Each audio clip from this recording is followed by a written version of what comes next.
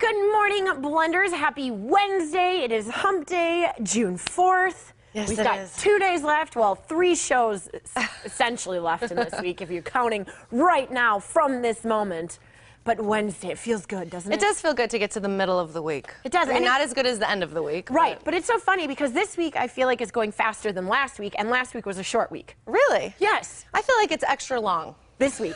Yeah. Really? Well, it's probably because I'm here in the mornings and then at the theater at night. Yes, so. probably, because your days now are like much longer. Super long, plus rehearsals between for the next show, so. Yes. Yeah. Well, Blenders, you are in for a treat today because I have got a great story about a black bear. I cannot wait. Coming at you. Okay, so get this. So the folks in the residential area of Alligator Point, now you'd think with a name Alligator Point that maybe they'd see alligators. Oh no, a huge black bear. What? Walking through the neighborhood. Oh, is that him right there? This is the black bear. Can you imagine? This is a 400-pound black bear walking in your neighborhood. So they called like the wildlife officer people, and obviously you can see in his leg there, he's got a little tranquilizer dart in there. So now imagine this bear, this very 400-pound scary bear is all of a sudden like walking around the neighborhood. He starts walking towards the water in the Gulf of Mexico to escape everyone. Now all of a sudden all these wildlife officers are like, don't go in the water because you are tranquilized. He'll drown. Exactly. Oh, no. So the bear starts going into the water and is like getting drowsy, and he's trying to swim away from everyone. And they are watching this poor black bear get drowsier and drowsier and drowsier. Oh, no. So one of the wildlife officers hops in the water and saves this black bear.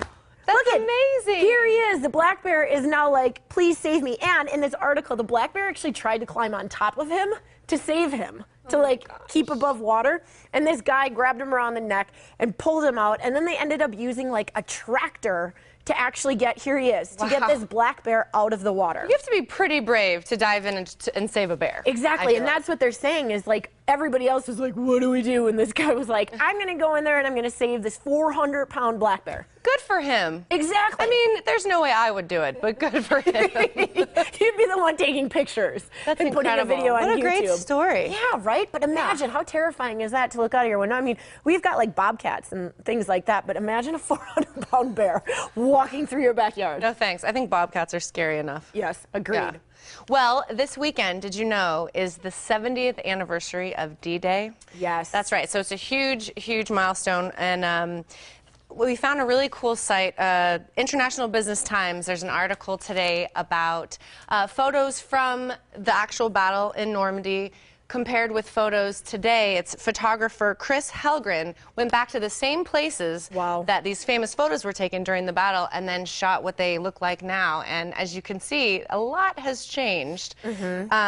As we know, D-Day was the largest land assault in human history, and it consisted of a never-before-used airborne infantry. So this was a really, really big deal.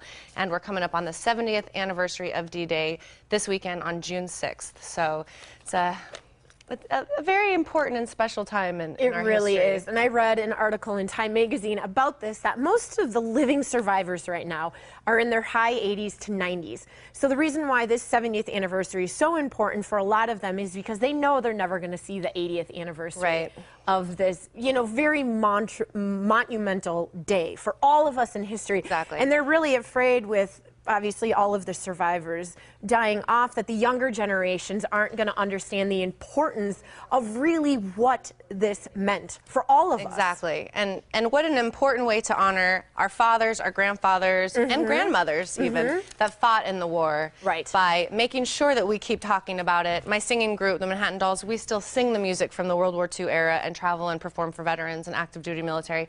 And it's these things that are so important that we just keep talking about it, so that as we do lose our veterans with time, it's still something. Because you had a grandpa that fought in World War II. Both of my grandfathers fought in World War II, and one of them was actually shot down over Yugoslavia, the only survivor of his flight, and he was a POW for 60 days. So yeah, my grandpa was in the war, and my grandpa actually lost his brother in World War II as well. Such a shame. In Yeah. our generation, we've had that luxury of Yes. actually talking to the veterans themselves.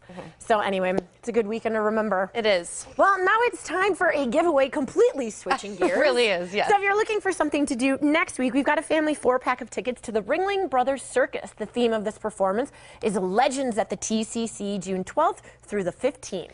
To win, just click on the contest link at TucsonMorningBlend.com. And to buy tickets or for info on the show, visit ringling.com.